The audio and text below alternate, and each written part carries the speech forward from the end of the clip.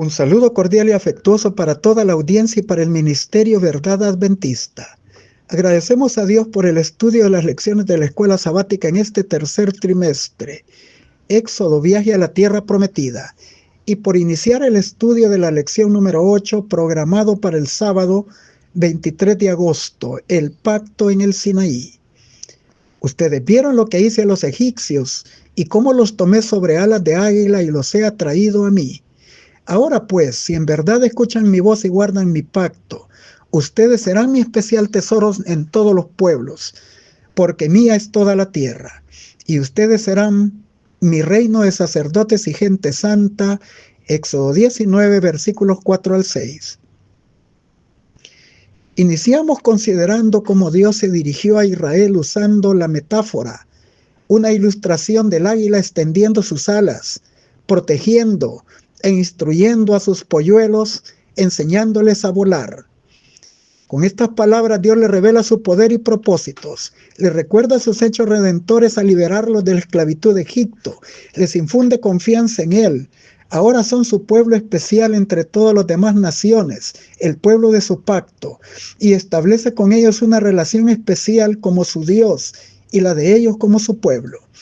Para dicho fin los trajo al monte del Sinaí y le reveló su voluntad soberana. De esta forma invita a Israel a hacer lo que para ellos sería su propio beneficio cumplir. Porque el camino de la obediencia es el único sendero seguro que podemos transitar y bajo ninguna otra condición fuera de la obediencia. Dios podía concertar ser el Dios de ellos y ellos ser el pueblo escogido de Él. Ahora, ante la vista de las naciones del mundo, los israelitas serían el linaje real y sacerdotal. Ante los paganos serían reyes morales y espirituales y debían vivir vidas ejemplares, porque es la única forma de prevalecer sobre el reino del pecado. Como sacerdotes mantendrían comunión con Dios, elevarían sus oraciones y alabanzas y sacrificios, serían los intermediarios entre Él y los paganos, servirían como sus instructores, predicadores, profetas, exponentes y practicantes fieles de la verdad y de la verdadera religión, y se consagrarían al servicio de Dios, además de llevar la señal de la circuncisión que los distinguía como parientes directos de Abraham. Génesis 17 del 9 al 14. Sería la sinceridad de sus motivos y su práctica piadosa de la voluntad y de la ley de Dios la que los distinguiría ante las naciones del mundo. Segunda de Corintios 7:1, Primera de Pedro 2:9. Así representarían a un Dios santo, por lo tanto debían de ser una nación santa. Mateo 5:48, Primera de Pedro 1:16. Y finalmente llegarían a la tierra prometida. La respuesta inicial de Israel a la iniciativa de Dios fue positiva. Ellos dijeron: haremos todo lo que Jehová ha dicho. Éxodo 19:8, Nueva Versión Internacional. Ellos no pensaron en su naturaleza pecaminosa y en las limitantes de su propio esfuerzo humano para cumplir la voluntad de Dios. Ellos deberían más bien haber dicho: por la gracia de Dios y con su ayuda haremos todo lo que el Señor ha dicho, porque solo por el poder del Espíritu Santo nos vemos capacitados para rendirle a Dios la obediencia de todo corazón. Ezequiel 36:26 y 27, Gálatas 5:22. Dios siempre toma la iniciativa y dio el primer paso en el Edén para buscar a Adán y Eva después de su caída, Génesis 3:9, y luego para anunciarle su plan de salvación en Génesis 3:15. Jesús dejó el cielo y vino al mundo a buscar y a salvar lo que se había perdido, Lucas 19:10, y sin ninguna sección de personas invita a todos, diciendo: vengan a mí, todos los que están fatigados y agobiados, y yo los haré descansar.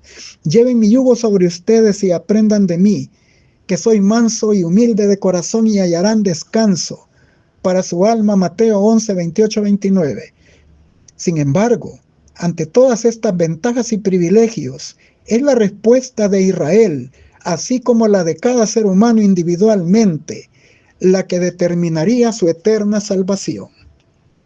Si aceptaban recibirían esa gracia bendita. Si la rechazaban, quedarían bajo condenación y morirían eternamente y dejarían de ser su pueblo elegido. Hoy estudiaremos 3 puntos que nos ayudarán a entender cómo Dios desea relacionarse con nosotros para nuestro desarrollo y beneficio espiritual. Número 1. La preparación para recibir la santa ley del Decálogo. Número 2. El Decálogo, la ley de Dios basada en el amor. Y número 3. Las funciones de la santa ley de Dios.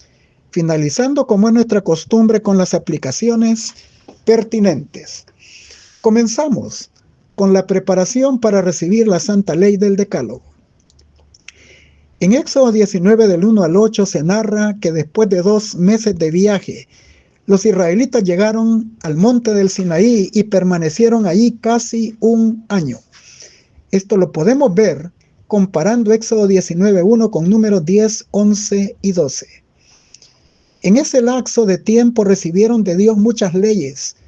Esto lo testifica los capítulos del 19 al 40 de Éxodo, los capítulos del 1 al 27 de Levítico y números 1:1 hasta el capítulo 10, verso 10. El relato de los hechos de prominencia de Dios con ellos y de los hechos que ocurrieron en su permanencia en el monte del Sinaí son el relato central del Pentateuco.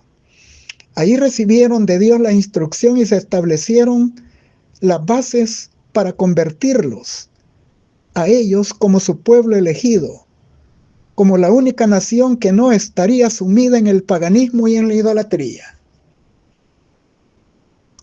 El monte de Dios es el lugar donde Dios se reveló a Moisés y le reveló su misión para dirigir el éxodo de su pueblo de Egipto. Ese fue el lugar también que Dios designó para establecer su pacto con Israel.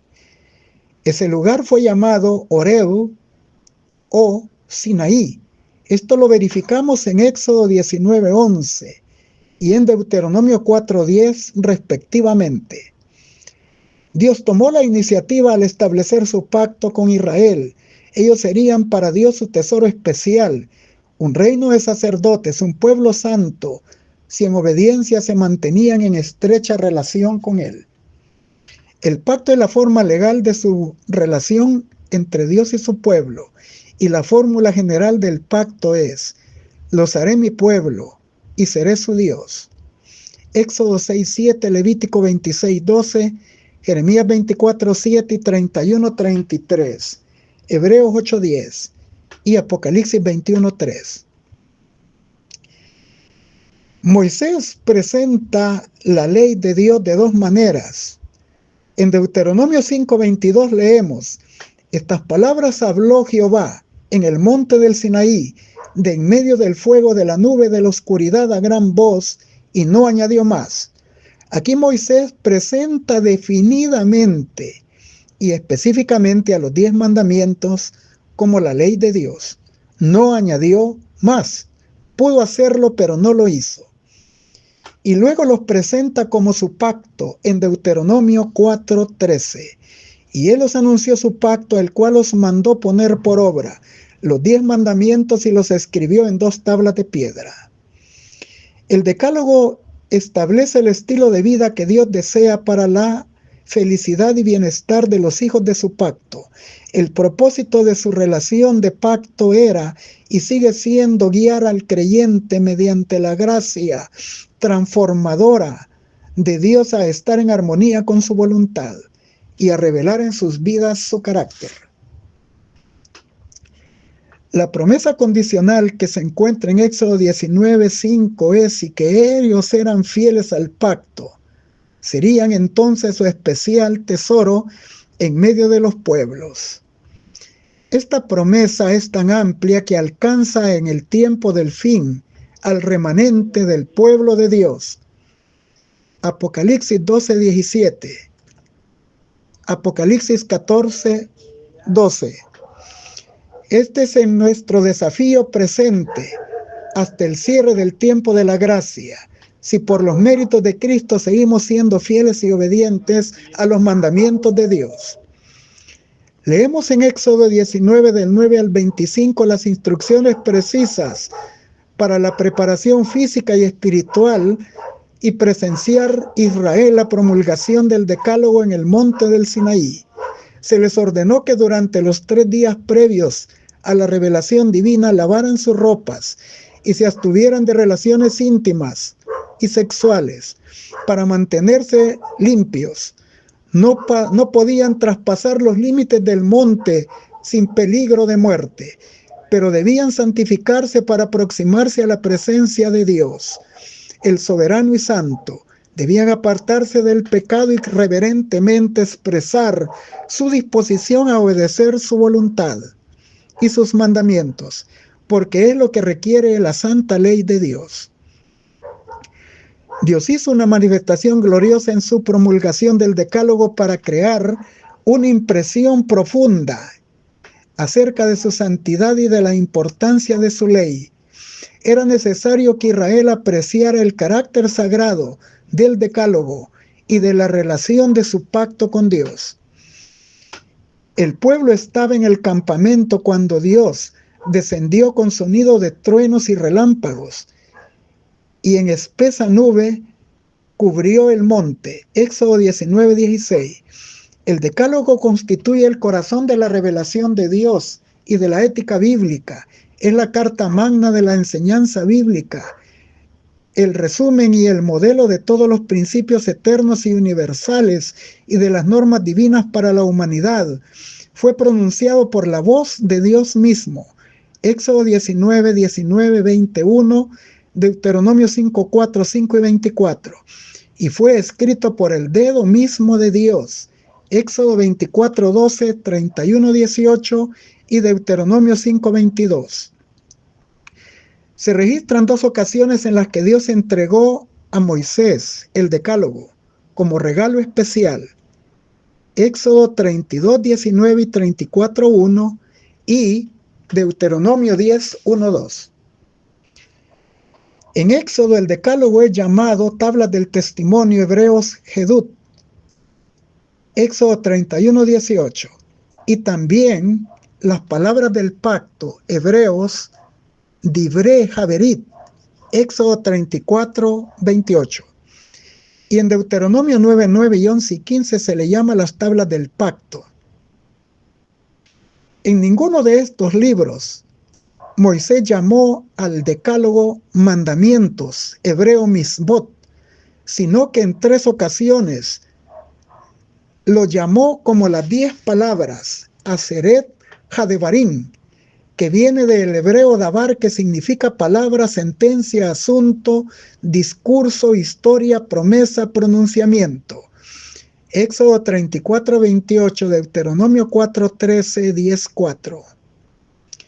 Las 2 versiones que se conocen del Decálogo se encuentran en Éxodo 20 del 1 al 17 y en Deuteronomio 5 del 6 al 21, con muy ligeras diferencias en ambas versiones. La segunda versión del Decálogo fue presentada por Moisés a Israel en forma oral casi 40 años después del Sinaí y justo antes de que entraran en la tierra prometida. Deuteronomio 1, 3 y 4 y capítulo 4, 44 al 47. Continuamos con el Decálogo, la ley del Dios basada en amor. Éxodo 20 del 1 al 17 presenta el contenido textual del Decálogo. El preámbulo es la declaración inicial y formal e importante que establece el propósito y los principios de la ley de Dios, tanto en el carácter general como lo aplicable a cada uno de los mandamientos del Decálogo. El preámbulo es la mención de la acción misericordiosa de Dios en favor de su pueblo. Yo soy Jehová tu Dios que te saqué de la tierra de Egipto, de casa de servidumbre. Éxodo 22, nueva versión internacional. Dios, antes de revelarle sus deberes para con él y para con sus prójimos, primero les reveló su gracia, dándoles libertad y salvación. La realidad contundente que contiene el preámbulo del Decálogo es que únicamente personas que han sido libertadas por la gracia divina de la esclavitud del pecado y del diablo pueden guardar la santa ley de Dios. La primera sección del Decálogo describe nuestro respeto reverente por Dios y la segunda describe nuestro respeto por nuestros prójimos, ya que todos tenemos los mismos derechos delante de Dios por creación. La obediencia del Decálogo debe de ser una expresión de amor y de gratitud por lo que Dios ha hecho por la humanidad y no se limita a lo que hizo por Israel.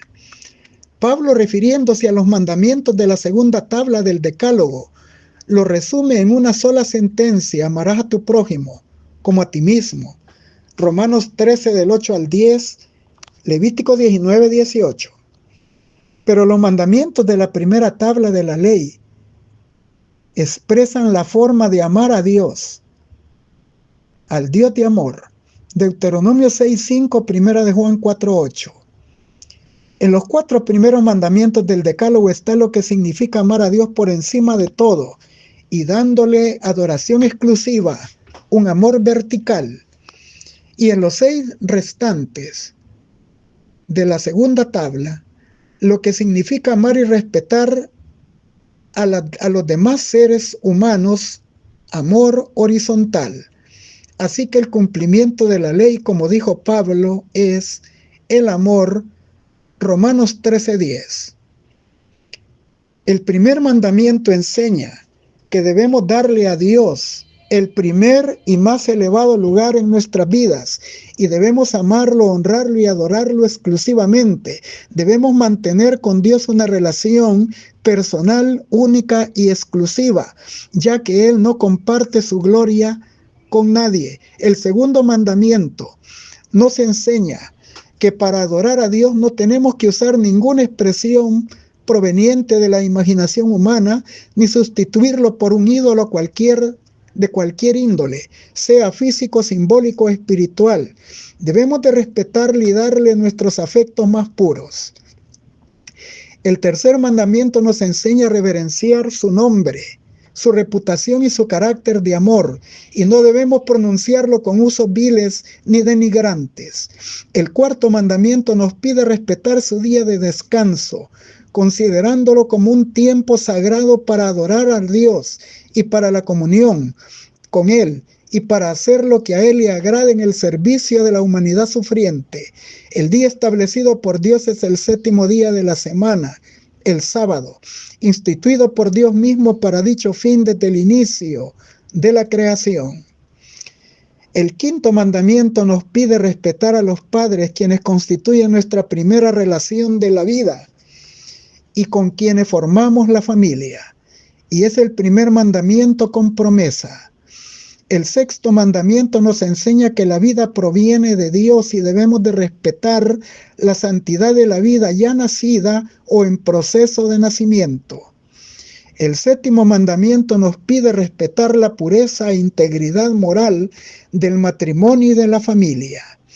El octavo mandamiento nos pide respetar la propiedad material, intelectual, espiritual y de otras índoles de las demás personas.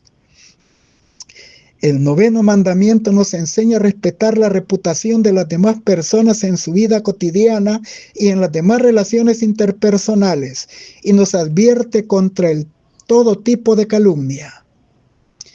Y el 10º mandamiento nos enseña a no permitir que ningún deseo egoísta manche nuestro carácter con pensamientos o deseos erróneos acerca de lo que le pertenece a las demás personas, porque nos degradarían y nos separarían de Dios. Dios espera, al revelarnos su ley, que el ser humano respete su relación de pacto con Él, con amor y obediencia. Jesús nos dice: si me aman, guardarán mis mandamientos. Juan 14:15, Primera de Juan 4:20, 21. Y por lo tanto la verdadera obediencia es nuestra expresión de amor y gratitud hacia Jesús y también hacia nuestro prójimo en el trato que le damos, tratándolos como desearíamos que se nos tratara a nosotros mismos. Jesús también relacionó con el decálogo la llamada regla de oro. Así que todas las cosas que queráis que los hombres os hagan, así también haced vosotros con ellos, porque esto es la ley y los profetas. Mateo 7:12. En 1 Corintios 3, el apóstol Pablo da la mejor explicación de la manifestación del verdadero y genuino amor y su importancia en la práctica de nuestras vidas y relaciones humanas. Y podemos concluir en esta sección del estudio con las palabras de Salomón: el fin de todo discurso oído es este: teme a Dios y guarda sus mandamientos, porque esto es el todo del hombre. Eclesiastés 12:13. Continuamos con las funciones de la Santa Ley de Dios. La Biblia presenta el Decálogo en forma de poema en el Salmo 119 y en forma de canción en el Salmo 19. También el salmista profetizó que el Mesías se deleitaría y meditaría en la ley de día y de noche. Salmo 1:2. A Josué, el siguiente líder de Israel después de la muerte de Moisés, se le aconsejó que nunca apartara de su boca el libro de la ley. Josué 1:8. Salomón en Proverbios capítulo 2 y 3 presenta la ley como la fuente de la sabiduría, del entendimiento, de la salud, de la prosperidad y de la paz. Y Moisés dijo a Israel que las naciones de la tierra admirarían la sabiduría del pueblo de Dios, su inteligencia, si obedecen la ley de Dios. Deuteronomio 4 del 1 al 6. La ley no solo expresa nuestra correcta relación con Dios y con nuestros semejantes, sino que también revela la naturaleza de Dios, su santidad, su justicia, su amor, su fidelidad y sus demás atributos. Las siguientes citas bíblicas nos brindan una información importante. Dios es santo, justo y bueno. Esto lo podemos leer en Levítico 11:44, Salmo 145:17 y Mateo 19:17 respectivamente. Pero también la ley es santa, justa y buena. Romanos 7:12 y 16. Dios es perfecto. Mateo 5:48. Pero también la ley de Dios es perfecta y convierte el alma. Salmo 19:7. Dios es eterno. 1 Timoteo 1:17 y capítulo 6, versículo 15 y 16. Pero también la ley está firmada eternamente y para siempre. Salmo 111, versículos 7 y 8. Dios es espíritu. Juan 4:24. Pero también la ley es espiritual. Romanos 7:14. Dios es invariable. En él no hay mudanza ni sombra de variación. Santiago 1:17. Pero también la ley de Dios es inmutable. Mateo 5:17 y 18. Dios es llamado Dios de verdad. Deuteronomio 32:4. Y Dios verdadero en Jeremías 10:10.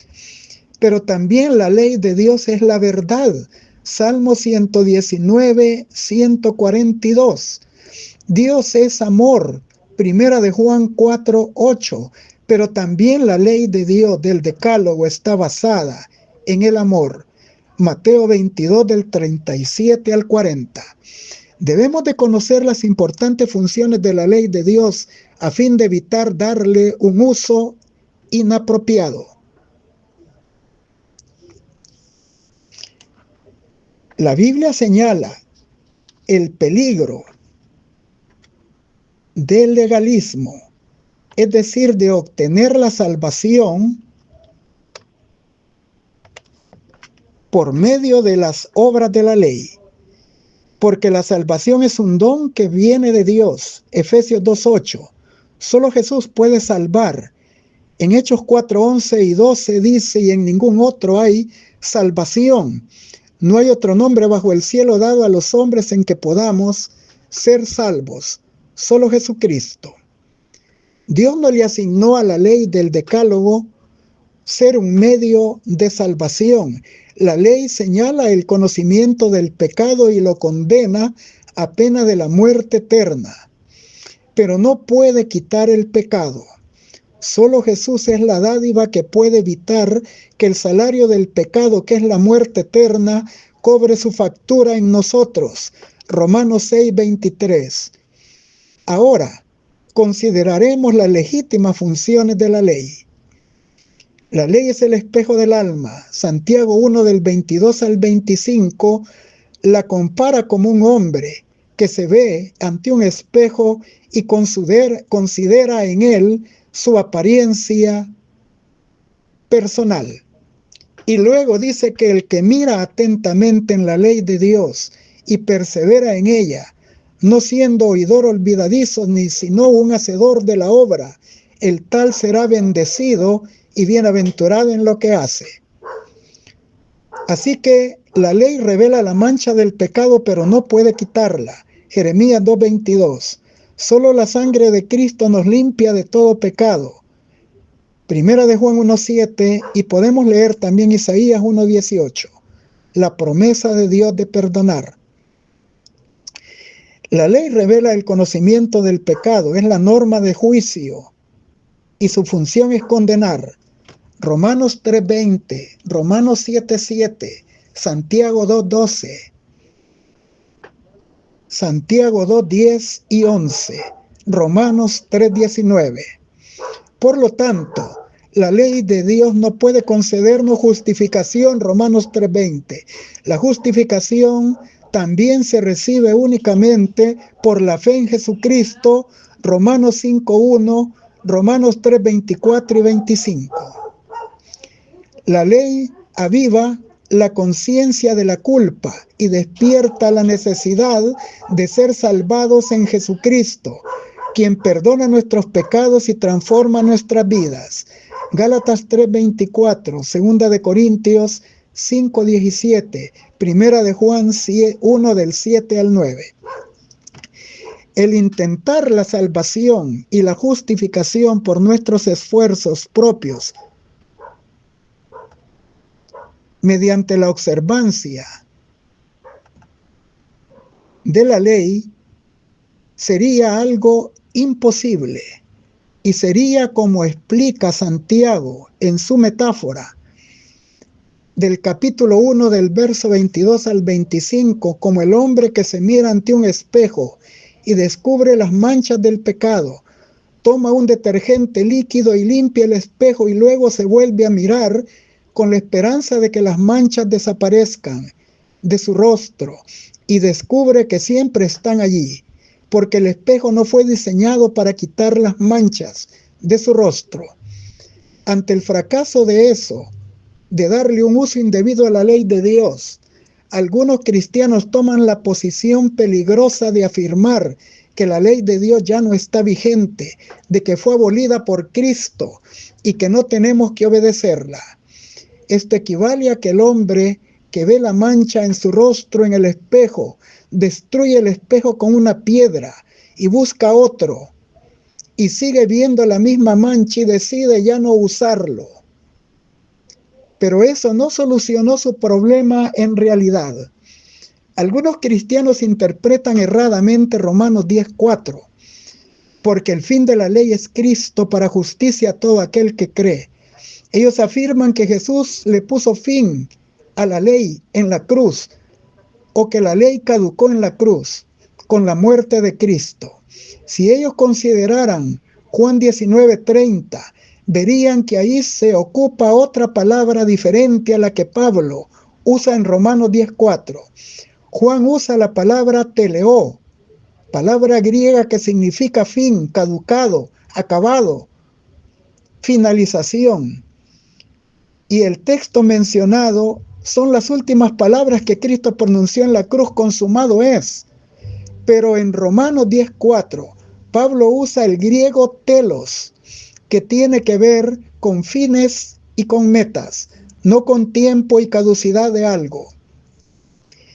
Entonces Pablo lo que dice en Romanos 10:4 es que el objetivo y la intención de la ley del decálogo es guiarnos a la necesidad de Cristo para recibir en él justificación por la fe.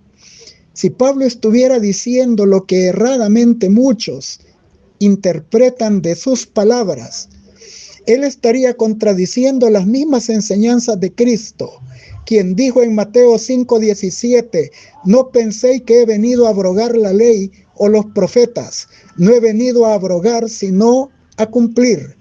Y Pablo, como uno de los principales exponentes de la importancia, legitimidad y autoridad perdurable de la ley, en Romanos 3:31 dice que la fe no invalida la ley, sino que la confirma. Y en 1 Corintios 7:19 dice que ni la circuncisión ni la incircuncisión valen. Lo importante es obedecer los mandamientos de Dios. Y en Gálatas 5:6 habla de la fe, no una fe muerta sin obras, sino una fe que obra por el amor. Para Pablo, el propósito y la meta y la razón de ser de la ley de Dios es conducir a los hombres condenados por su transgresión de la ley, 1 de Juan 3:4, a Cristo para recibir no solo perdón de pecados por su sacrificio en la cruz, sino recibir además la justicia que la ley no le podía proporcionar al pecador, porque se encuentra únicamente en los méritos de Cristo y está concedida por la fe a aquellos que creen en Cristo. Esta aplicación de Pablo es un complemento de Gálatas 3:24, donde él presenta la función de la ley de revelar la pecaminosidad del ser humano y su imposibilidad de alcanzar la justicia mediante sus propios esfuerzos de obedecer las obras de la ley. La ley es la que aviva en el ser humano su necesidad de un Salvador y le presenta a Jesucristo como único medio para recibir tanto justificación como salvación. Jesús dijo enfáticamente que hasta que pasen el cielo y la tierra, ni una jota ni una tilde pasaría de la ley. Mateo 5:18 y 19.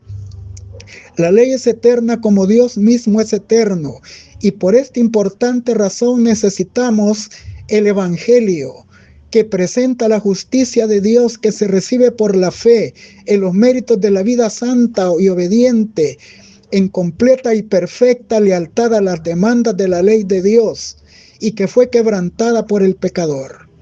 Y esta justicia se recibe únicamente por creer en Jesucristo. Juan 1:29, Juan 3:16, Romanos 5:8.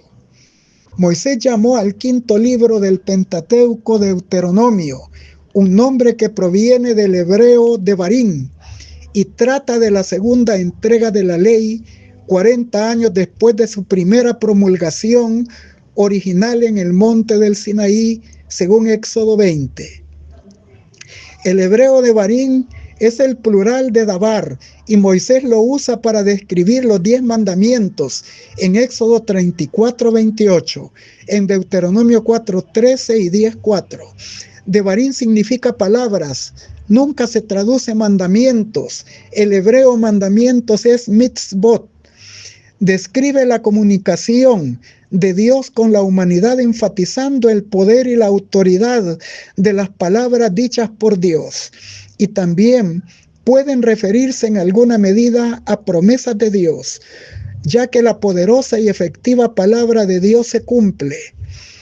En las siguientes referencias figura el hebreo dabar como un sustantivo o como un verbo y expresa la idea de promesas. Primer libro de Reyes 8:56, segundo libro de Crónicas 1:9, Nehemías 5:12 y 13, Deuteronomio 1:11, 6:3, 9:28, Josué 9:21, 22:4 y 23:5.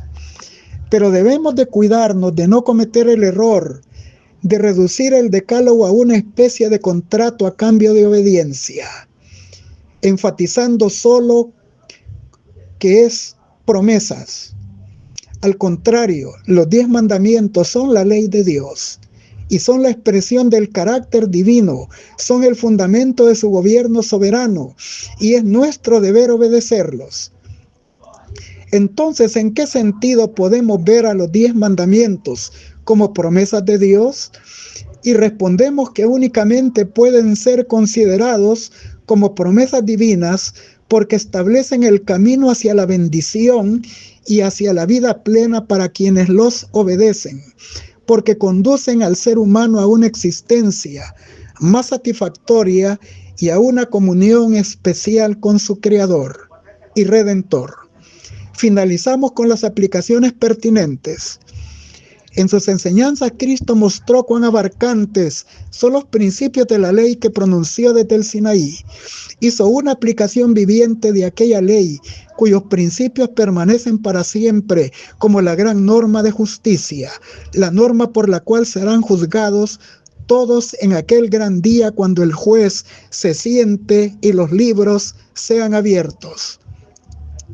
Él vino para cumplir toda justicia, vino como cabeza de la humanidad para mostrarle al hombre que puede hacer la misma obra, haciéndole frente a cada especificación de los requerimientos de Dios.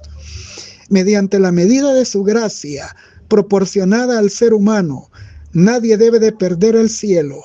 Todo el que se esfuerza puede alcanzar la perfección del carácter y esto se convierte en el fundamento mismo del nuevo pacto del Evangelio. Mensajes Selectos, tomo 1, 248 y 249. Mente, carácter y personalidad, tomo 2, 592. La misma ley que fue grabada en las tablas de piedra está escrita por el Espíritu Santo sobre las tablas del corazón. En vez de tratar de establecer nuestra propia justicia, aceptamos la justicia de Cristo. Su sangre expía nuestros pecados. Su obediencia es acepta en nuestro favor. Entonces el corazón renovado por el Espíritu Santo producirá los frutos del Espíritu Santo. Mediante la gracia de Cristo vivimos y viviremos obedeciendo a la ley de Dios escrita en nuestro corazón. Al poseer el Espíritu de Cristo, andaremos como Él anduvo. Patriarcas y Profetas, 388, 389. Hay dos errores contra los cuales los hijos de Dios, particularmente los que acaban de comenzar a confiar en su gracia, deben especialmente guardarse. El primero, el de fijarse en sus propias obras, confiando en alguna clase que puedan hacer, alguna cosa que puedan hacer para ganar armonía con Dios. El error opuesto y no menos peligroso es que la fe en Cristo los exime a los hombres de guardar la ley de Dios, que puesto que solamente por la fe somos hechos partícipes de la gracia de Cristo, nuestras obras no tienen nada que ver con nuestra redención. Si la ley está escrita en el corazón, ¿acaso no modelará la vida? En vez de que la fe exima al hombre de la obediencia, es la fe y solo ella la que lo hace partícipe de la gracia de Cristo y lo capacita para obedecerle. Maravillosa gracia de Dios, 137. Donde no solo hay una creencia en la palabra de Dios, sino una sumisión a su voluntad, donde se le da a Dios el corazón y los afectos se fijan en Él, allí hay fe. La fe que obra por amor y purifica el alma. Mediante esa fe el corazón se renueva conforme a la imagen de Dios, y el corazón que en estado carnal no se podía sujetar a la ley de Dios, se deleita después en sus santos preceptos. El camino a Cristo, página 59 a la 63, maravillosa gracia de Dios, 137. La ley no se proclamó en esa ocasión para beneficio exclusivo de los hebreos.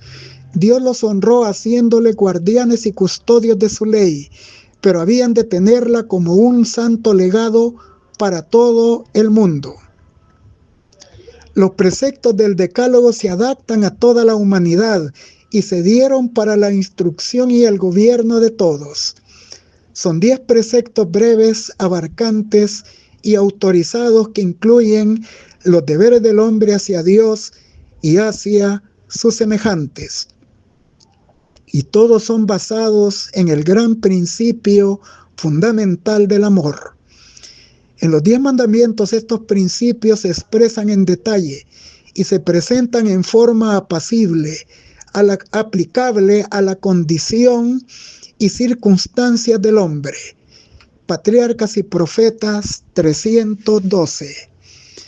Como la ley de amor era el fundamento del gobierno de Dios, la dicha de todos los seres creados dependía de su perfecta armonía con esos grandes principios de justicia.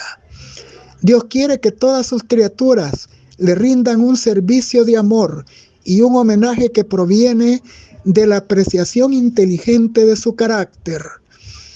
A Dios no le agrada la sumisión forzosa y da a todos la libertad para que le sirvan voluntariamente.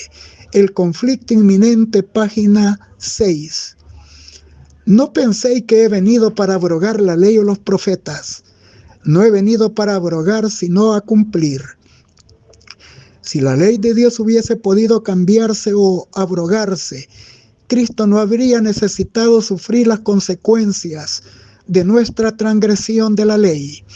Él vino para explicar la relación de la ley con el hombre e ilustrar sus preceptos por su propia vida de obediencia.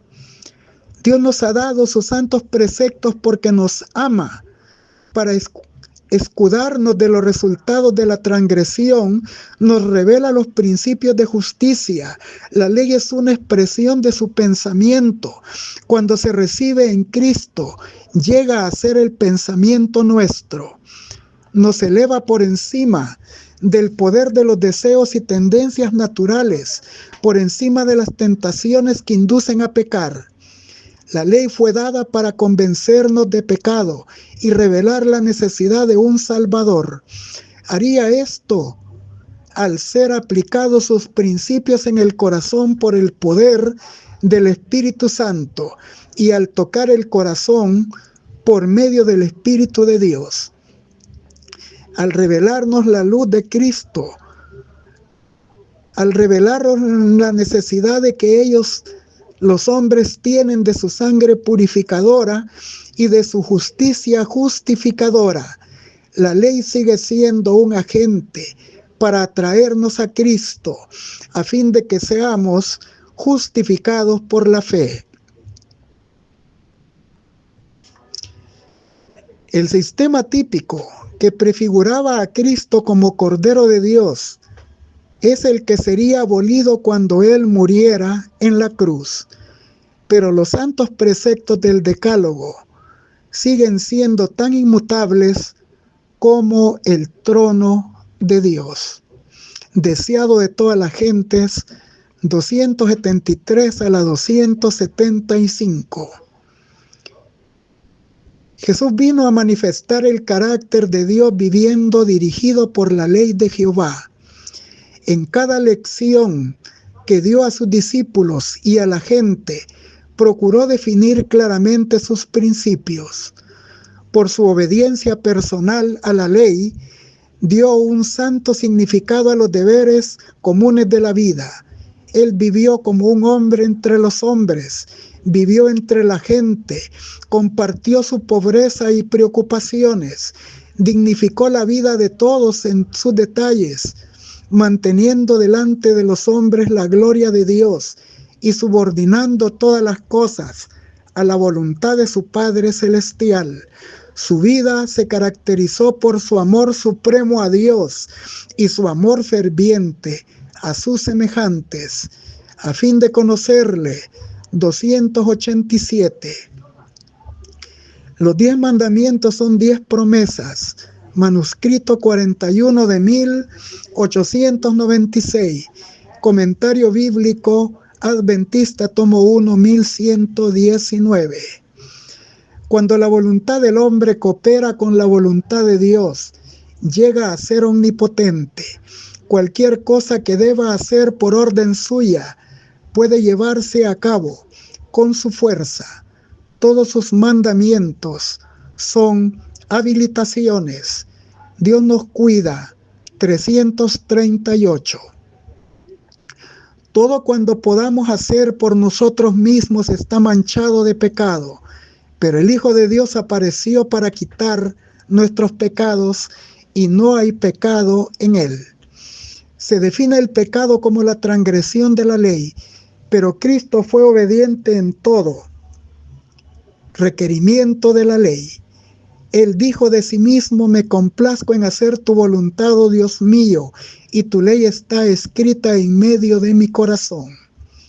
Cuando estaba en la tierra, dijo a sus discípulos: yo he guardado los mandamientos de mi Padre. Por su perfecta obediencia, ha hecho posible que cada ser humano obedezca los mandamientos de Dios. Cuando nos sometemos a Cristo, el corazón se une con su corazón, la voluntad se fusiona con su voluntad, la mente llega a ser una con su mente, los pensamientos se sujetan a Él y vivimos su vida. Esto es lo que significa estar vestidos del manto de su justicia. Entonces, cuando el Señor nos mira, no ve el manto de hojas de higuera y la desnudez y la deformidad del pecado, sino su propia ropa de justicia, que es la perfecta obediencia a la ley de Jehová. Palabras de vida del Gran Maestro, 253. En el tiempo mismo en que vivimos, el Señor ha llamado a su pueblo y le ha dado un mensaje para presentar. Lo ha llamado a exponer la maldad del hombre de pecado, que ha hecho de la ley del domingo un poder distintivo, que ha pensado en cambiar los tiempos y la ley, y ha oprimido al pueblo de Dios, que permanece firme para honrarlo y guardar el único verdadero día de reposo, el sábado de la creación, como santo para el Señor. El Evangelismo 173. Mientras duren los cielos y la tierra, el sábado continuará siendo una señal del poder del Creador. Cuando el Edén vuelva a florecer en la tierra, el santo día de reposo de Dios será honrado por todos los que moren debajo del sol. De mes en mes y de sábado en sábado vendrán todos a adorar delante de mí, dice Jehová, en la tierra nueva. En la tierra glorificada y renovada subirán a adorar delante de mí, dijo el Señor, el deseado de toda la gente. 250. Maranata, el Señor viene.